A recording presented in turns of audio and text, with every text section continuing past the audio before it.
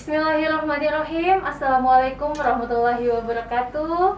Welcome back to Obsesi, obrolan seputar kesehatan masyarakat. Sahabat Obsesi dimanapun berada, kali ini kita akan membahas satu topik yang sangat bermanfaat bagi kesehatan kita. Salah satu sumber makanan yang memiliki banyak manfaat. Nah, penasaran? Pada kali ini Obsesi akan menghadirkan seorang narasumber yang tentu saja memiliki ilmu yang lebih baik terkait dengan hal ini. Beliau adalah dosen di Prodi Ilmu Gizi Fakultas Kesehatan Masyarakat Universitas Hasanuddin. Nah, temanya apa? Sumber makanan yang sangat bermanfaat bagi kesehatan kita adalah tentu saja madu. Dan madu ini sudah dikenal banyak oleh semua masyarakat Indonesia dan juga dunia, yang kemudian mulai dikonsumsi sejak zaman dahulu sampai sekarang. Kami undang pemateri kita, Profesor Dr. Haji Feni Haju, MSc PhD. Baik, selamat pagi dok. Selamat pagi. Sebelumnya saya mengucapkan terima kasih ya Prof. Saya bisa panggil Prof atau Dok ini Prof? Prof aja ya. Oh Prof, baik Ya. Prof. Selamat pagi Prof. Terima kasih ya sudah meluangkan waktunya untuk berbagi ilmu terkait dengan hal-hal yang bermanfaat bagi kesehatan kita. Kali ini Prof, kita akan bahas mengenai seperti apa sih madu itu, kemudian bagaimana cara kita mengonsumsi madu supaya itu memberikan manfaat bagi kesehatan. Apa saja kandungannya nanti kita akan bahas secara umum saja ya Prof. Ya. Baik, kalau begitu yang sebelum saya bertanya nih Prof, Ya. kalau dari Prof sendiri mengonsumsi madu itu adalah suatu rutinitas atau gimana nih Prof? Ya, kalau saya sih kayak jadi makanan wajib ya. Oh, Tiap hari minum madu ya. Oh gitu Prof, berarti tiap hari keluarga juga berarti Prof ya? Ya, sebagian besar. Ya, anak saya. alhamdulillah, iya Prof. Baik Prof, saya pernah membaca beberapa artikel yang kemudian Prof publish terkait dengan manfaat madu, Ya.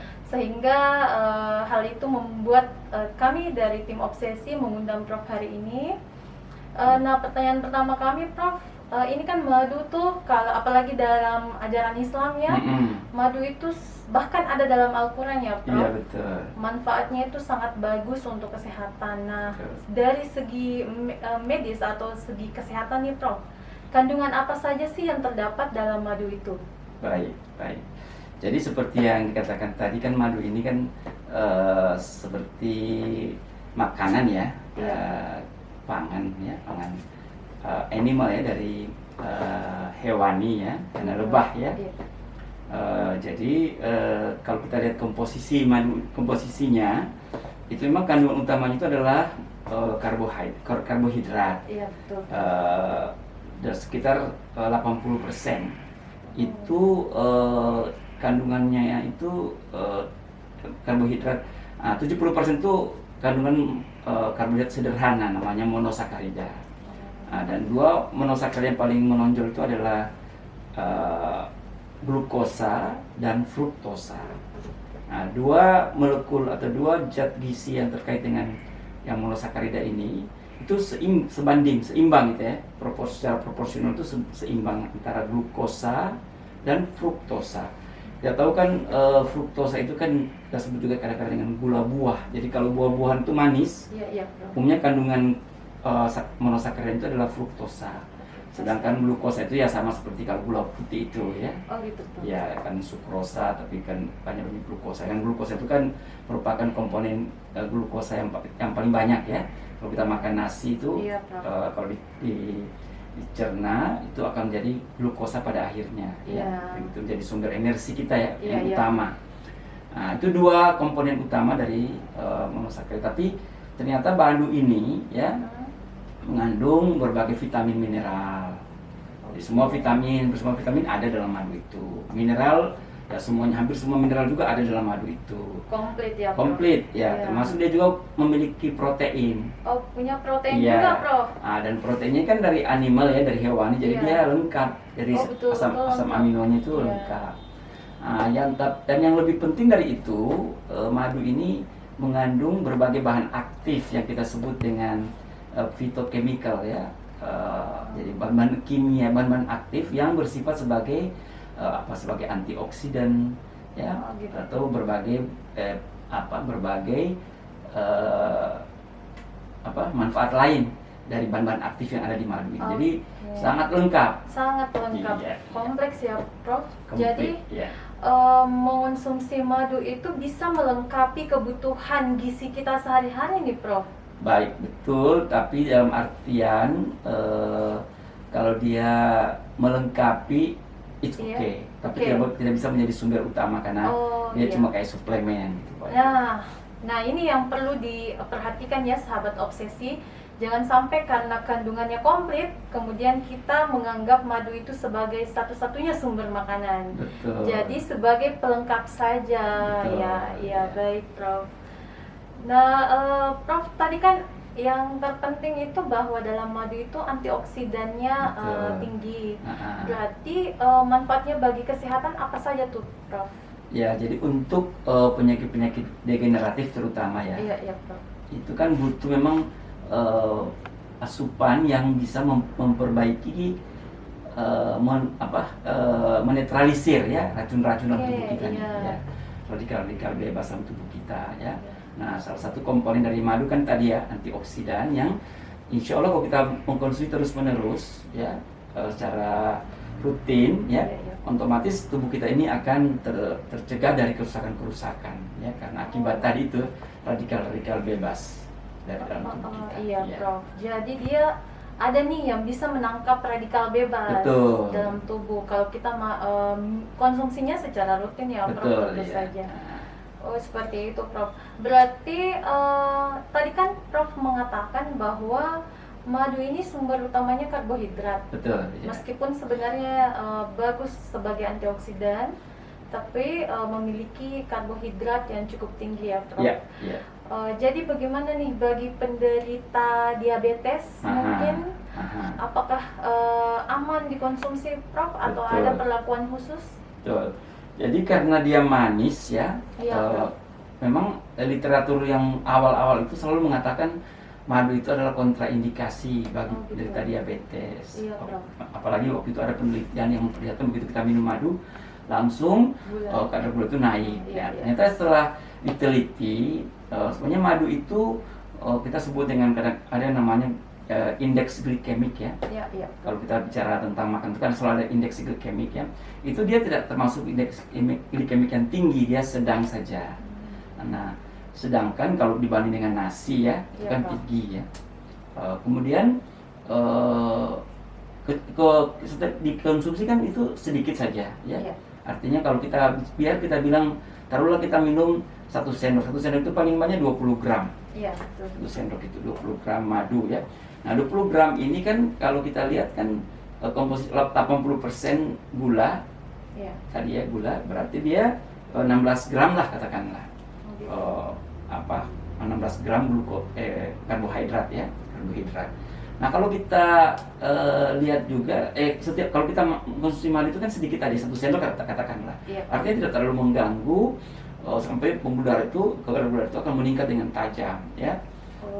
Iya, jadi tidak usah terlalu khawatir ya Iya. pada penderita diabetes. Bahkan sekarang ini dari hasil penelitian, Iya. karena kandungan-kandungan tadi ya antioksidan, Iya. antiinflamasi, Iya. antibakteri ada pada madu itu ternyata itu memberi pengaruh positif dalam tubuh kita. Kalau madu itu kita konsumsi, kalau orang memang lagi diabetes, lagi tinggi-tingginya nih Iya. ya, dia samping minum obat dokter, dia juga minum madu.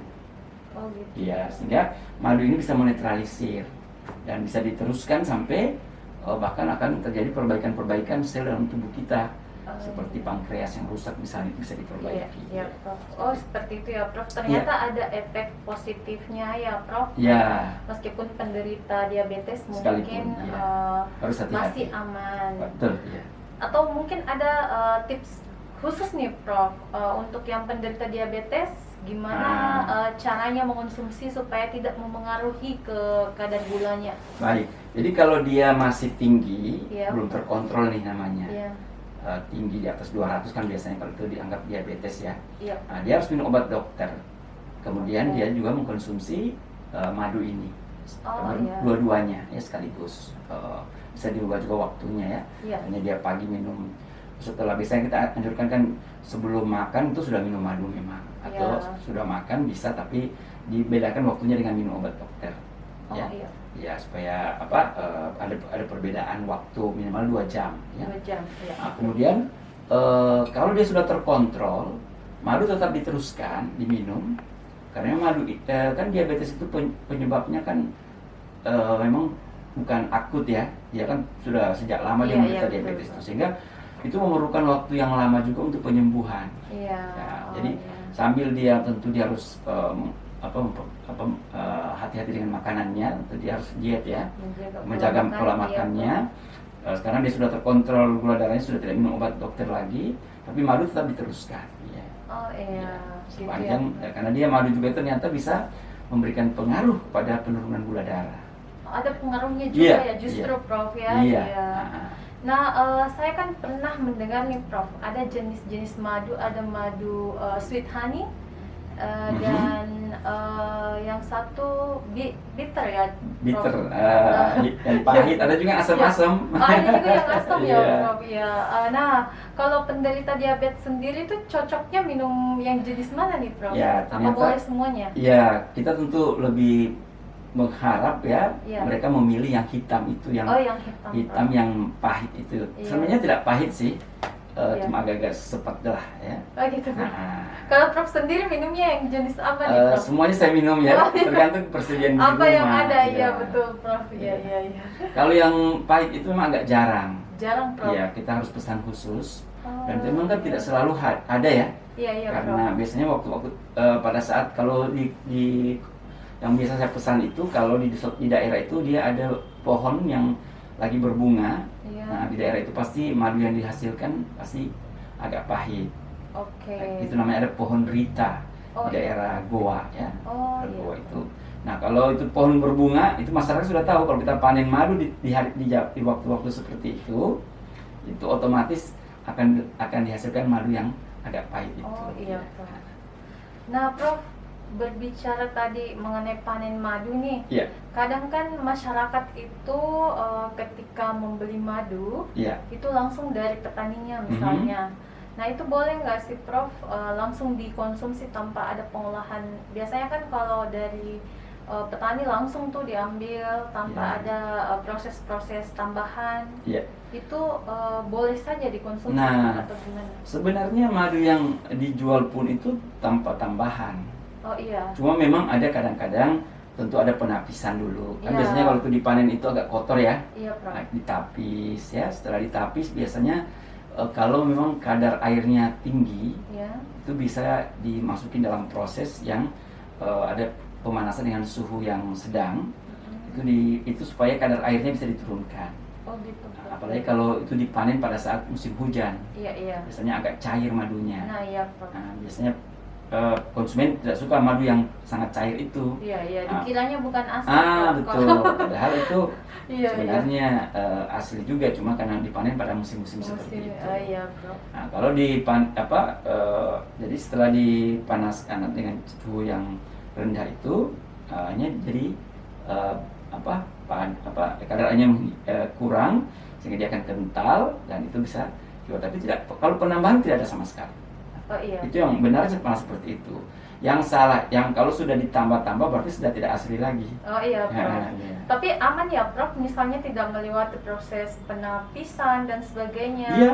Iya, karena Iya. kan jangan sampai masyarakat pikir itu kotor kalau dari petani ini kan. Kalau masih kan dia jadi kotor itu kadang-kadang karena bercampur dengan itu rumahnya Iya, Prof. itu. Oh iya. Iya, kadang-kadang kan diperas, itu bercampur-campur dulu itu kan. Iya, Prof. Nah, tapi kalau memang lagi asik, lagi madunya lagi banyak, Iya. itu enak sekali tuh ya, bersih gitu. Iya, Prof. Iya. Baik, Prof. Jadi meskipun nih sobat Obsesi membeli madu di petaninya secara langsung itu masih aman untuk dikonsumsi. Tidak harus yang kemasan ya, Prof. Betul, betul. Iya, tidak harus yang kemasan. Bahkan Iya. masih kita jamin gitu. Kalau orang kan suka bertanya, Prof gimana ya cari madu yang asli? Iya, Nah, datang aja ke Prof. petani. Nah. Nah, langsung saja dibeli di petani itu karena kita tahu dia langsung ambil langsung Iya, ya. iya, Prof. Nah, Oh, kalau sudah pindah tangan kedua itu harus hati-hati. Oh, Kadang iya. mereka langsung malah ada yang nakal kan? Iya, Prof. Dicampur gula. Nah. Oh, itu malah bahaya kalau diminum sekali ya. orang diabetes langsung Iya, naik Prof. gula darahnya. Betul, Prof. Nah, itu tadi yang menjadi pertanyaan kami juga nih, Prof. Hmm. Jadi bagaimana nih membedakan madu yang pure madu dengan madu yang sudah ada penambahan-penambahan seperti gula atau Iya. ditambah dengan air atau Iya. apa saja gitu, Prof. Memang agak sulit ya membedakan kalau tidak hanya penglihatan saja. Kadang-kadang kelihatannya kan mirip ya. Iya, Prof. Mirip sekali. Mirip sekali. Tapi tahu ini sudah dimasak, sudah dicampur-campur ya. Tapi ada cara lain, misalnya kita periksa pH-nya. Itu secara laboratorium itu. Oke, Prof. Kita punya pH meter kan bisa diukur karena madu itu pH-nya basah. Dia Iya. sekitar 3,4. Gitu ya. Kadar pH-nya. Ya, kadang-kadang sekitar 4 ya. Nah, kalau sudah dicampur-campur itu, berarti dia bisa jadi 6 atau 7. Nah, itu kan sudah Iya. mendekati basah dan itu tidak sesuai lagi dengan aslinya madu itu. Nah, itu yang pertama. Yang berikutnya lagi sebenarnya ada beberapa cara yang sering dipakai orang itu ya. Kalau di piring yang cepet, kemudian dilihat-lihat kalau masih ada berbentuk seperti kotak-kotak enamit ya, Iya. yang sarang madu itu aslinya masih bisa kita pertahankan. Cuma kalau ada juga yang salah persepsi, misalnya mereka bilang kalau ada semut itu berarti tidak asli lagi. Oh iya, itu betul, enggak. Prof. Saya pernah mendengar itu, Prof. Itu enggak benar. Madu itu kan apalagi kalau dia cair, biasanya tuh semut bisa tembus, bisa masuk. Tapi kalau dia kental sekali nggak mungkin. Madu itu semut masuk. Ya. Jadi kalau dia cair bisa tembus sama semutnya. Iya, Apalagi kalau taruh di tempat terbuka dan di situ ada Iya. semut yang senang, itu. pasti ya. Kemudian ada yang bilang kalau madu itu membeku, Iya. berarti itu tidak asli. Tidak juga, ya. Kalau saya taruh di kulkas dia membeku. Iya, Prof. Tidak juga, karena apa? Karena kalau madu itu tinggi kadar airnya, ya kan? Iya, Prof. Berarti dia kalau taruh di kulkas akan membeku juga. Iya, karena dia ada kadar Ada kadar air airnya yang Prof. tinggi. Iya, betul. Kecuali yang asli. Ada lagi yang lain suka banyak. Ada kadang-kadang itu yang aneh-aneh tuh, yang suka dipersepsi bahwa ini tidak asli. Nah, yang ini juga ya, Prof. Kalau larut dalam air atau tidak, gitu ya. Ada juga begitu. Iya, Prof. Jadi kalau dia masih cara sederhana juga itu. Jadi kalau kita taruh di air putih, Iya, Prof. taruh madu, kalau semua madu itu mengendap sampai ke dasar, Iya. ya, dan kelihatan air itu masih putih bersih, Iya, Prof. itu berarti asli. Oh, gitu, Iya, Prof. kalau Salah sudah satunya, iya. salah satunya. Kalau dia begitu ditaruh langsung bercampur, Iya. coba kalau kita bikin sirup ya, Iya, taruh betul, Prof. baru langsung kelihatan keruh-keruh. Iya, itu iya. Kelihatan langsung ya, Prof. Langsung menyebar itu Iya, itu tidak. Iya. sirupnya. Iya. Nah, gitu ya sahabat obsesi, kalau mau membedakan salah satunya secara kasat mata bisa dilihat dengan mencampurkan dengan air ya. Jika langsung menyatu dengan air berarti kemungkinan bukan asli ya, Prof. Tapi kalau Mungkin masih tadi hati-hati pakai kata mencampur. Taruh madu di atas dalam air dalam iya. gelas ya. ya diteteskan ya, Prof. Ya, diteteskan dimasukkan madu ke dalam air. dalam gelas. Di dalam gelas, kalau Langsung bercampur maka itu kemungkinan bukan madu asli atau madunya sudah dicampur dengan Betul. bahan Gula lain, dan gula bahan lain. atau bahan lain. Betul. Oke. Baik, Prof. Pertanyaan selanjutnya nih, Prof. Tadi kan kita sudah bahas manfaatnya, kemudian gimana membedakan jenisnya. Terakhir nih yang mau kami tanyakan, Prof, gimana sih menjaga supaya kualitas kandungan atau zat gizi dalam madu itu tetap terjaga dalam hal penggunaannya ataupun penyimpanannya mungkin Ya. Prof, atau mungkin pengolahannya bisa diberikan sedikit pesan-pesan untuk sahabat obsesi Prof di rumah. Iya, yang pertama kita harus menyimpan wadah madu itu dalam suatu wadah yang gelap kalau bisa, ya, jangan yang terang, dan harus tertutup. Jangan ambil wadah yang terbuka baru dibiarkan madu begini terus ya, terbuka, terpapar dengan oksigen dari udara ya. Iya, iya. Ya, dalam jadi kalau dalam botol itu kan harus ditutup. Nah, kemudian yang kedua, hindarkan dia dari paparan sinar matahari secara langsung. Karena jangan disimpan di ada sinar matahari langsung ke situ, makanya taruh di dalam lemari.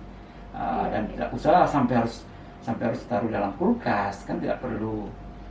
Cukup dalam lemari yang suhu kamar. Tidak perlu di dalam Kulkas, ya? Iya. Madu ini kan bukan suatu barang yang akan gampang basi. habis. Basi itu kan tidak. Cuma kadang-kadang orang itu senang aja taruh dalam kulkas. Iya, sama di rumah nih Prof. Gini Prof, berarti ini pesan buat saya juga nih. Betul. Orang tua di rumah kan konsumsi madu juga Prof. Mm-mm. Itu disimpannya di kulkas, katanya supaya awet. Enggak juga. Karena kan biasa kalau kita beli banyak tuh Prof, kan minumnya cuma sesendok Iya. sehari apa 2 sendok Prof, lama kan habisnya Prof. Betul. Jadinya disimpan di kulkas deh. Yang disimpan kulkas ini kadang-kadang orang takut karena mau dikerubuti semut. Oh iya, salah Ya. satunya juga Ya. Prof ya. Tapi kalau penyimpanan di kulkas sendiri itu boleh ya Prof? Tidak ada masalah sih. Cuma kadang-kadang kalau karena madu asli itu pada prinsipnya dia akan mengalami namanya kristalisasi. Oh iya. Dia akan berbentuk kristal. Jadi waktu kita lihat kok madu ini seperti gula karena dia berbentuk kristal kan? Iya, iya. Nah, padahal itu karena perbedaan cuaca yang agak ekstrim. Iya, iya. Dia akan jadi kristal. Nah, gara-gara kristalisasi inilah orang kadang-kadang mengatakan, oh itu berarti tidak asli. Iya. Padahal malah karena dia masih aslinya itu dia akan membentuk Makanya dia kristal. mengkristal, Iya. iya Prof. Pada susu tertentu. Iya. Ya. Tapi tetap aman dikonsumsi Aman, Prof, ya? iya. Iya. Tapi lebih baik di ruang di suhu Suhu ruangan. ruang, Iya, iya, baik Prof. Tempat gelap ya, Iya. tidak terpapar sinar matahari. Nah, kalau dari segi pengolahannya nih Prof, gimana? Pengalaman satunya diminum gitu. Iya Prof, kan ada orang biasa mencampur di makanan. Ya. Apakah boleh dimasak atau gimana Prof? Memang kita kan kalau kita mengutamakan enzim yang ada pada madu, Iya. itu kan enzim itu bisa hilang aktivitasnya di Iya. atas 50 derajat. Ada juga iya, bilang Prof. 60 derajat. Jadi makanya kenapa kita minum itu pakai air hangat, bukan air panas ya. Jadi Iya. air itu cukup hangat-hangat seperti suhu badan kita 37 derajat. Iya, iya Prof. Atau 40 derajat lah. Tapi orang mengatakan asal di bawah 50 derajat itu aman. Iya. Dan kita butuh enzim itu, enzim yang ada pada madu itu. Iya. Nah, jadi kalau dipanasin itu yang jangan. Seperti tadi dicampur dengan air panas jangan, tapi dengan air hangat. Kemudian kalau mau dibikin, biasanya orang kan bikin kue juga. Iya, iya. Sekarang penderita diabetes itu ada dianjurkan kalau mau makan kue yang manis-manis, Gulanya dari mana? manisnya dari madu ya. Oh iya, diganti Prof ya. Iya, Gulanya Cake, bikin apa kan? Iya. Penderita diabetes juga kan pingin yang enak-enak juga kan? Iya, Yang Prof. manis-manis. Betul, betul. Memang kan kalau makanan manis memberikan sedikit efek menenangkan juga Prof ya. Betul. Iya, jadi kadang-kadang kalau lagi stres maunya makan yang manis-manis. Itu juga. Iya, oke. Baik, sobat obsesi di rumah, itu tadi obrolan kita dengan Profesor Dr. Feni Haju ya. Banyak sekali manfaat yang kita terima dari informasi yang disampaikan. Yang terpenting dicatat bahwa madu itu mempunyai manfaat yang sangat banyak bagi tubuh kita dan juga memiliki kandungan yang kompleks, mulai dari karbohidrat, protein, mineral, dan vitamin. Tetapi bukan berarti merupakan satu-satunya sumber makanan. Jadi bisa digunakan sebagai pelengkap makanan untuk menjaga kesehatan harian kita. Nah, yang perlu diingat juga sahabat obsesi bahwa madu ini boleh digunakan bagi penderita diabetes. Hanya saja mungkin dari jumlah dan juga jenisnya perlu diperhatikan. Dianjurkan tadi sama Prof kalau bisa mengonsumsi madu hitam ya Prof. Iya, dan kemudian penyimpanannya supaya zat gizinya tetap terjaga, sebaiknya simpan di suhu ruangan saja, apakah di dalam lemari atau mungkin di dapur Anda. Yang penting tidak terpapar dari sinar matahari secara langsung. Nah, mungkin cukup itu saja, atau ada closing statementnya dulu Prof nih untuk sahabat-sahabat obsesi di rumah terkait dengan madu ini? Ya, kita harus yakin bahwa madu ini kan pertama sebagai obat. Iya. Kan dalam Al-Quran jelas katakan Allah ya. Iya Prof. Apa itu? Fihi sifa ulinas. Ini dalam obat itu ada obat dalam untuk manusia. Nah, kemudian yang kedua, prinsip kedua kan Rasulullah ini kan suka madu. Iya Prof. Sehingga kalau kita minum madu itu harusnya kita selalu berniat ini mengikuti sunnah Rasulullah ya, sehingga Iya, Prof. ada pahala yang kita bisa dapat karena mengikuti sunnah Rasulullah. Dan yang ketiga, kan manfaat madu yang begini besar, begitu banyak ya. Iya. Kalau kita itu lakukan tiap hari ya, itu sangat sangat bagus ya, sebagai suplemen ya. Banyak penelitian yang menyatakan terkait dengan kehalusan kulit, Iya, kebersihan Prof. tubuh kita, Iya, iya. pencegahan dari berbagai penyakit termasuk penyakit kanker, itu sudah terbukti secara ilmiah. Iya, Prof. Sehingga kita memang selalu sangat dianjurkan lah, jangan jauh dari madu ini ya. Iya, Prof. Dekat dari madu jadikan suplemen harian. Iya, oke, sahabat obsesi di rumah, itu tadi ya, jangan jauh dari madu. Jadikan sebagai suplemen harian kita. Terima kasih sudah menonton obsesi hari ini, dan semoga informasi ini bermanfaat bagi kesehatan kita semua. Jangan lupa subscribe, like, and share ya, supaya semua masyarakat Indonesia bisa memperoleh informasi-informasi yang bermanfaat bagi kesehatan. Terima kasih. Wassalamualaikum warahmatullahi wabarakatuh. Terima kasih Prof.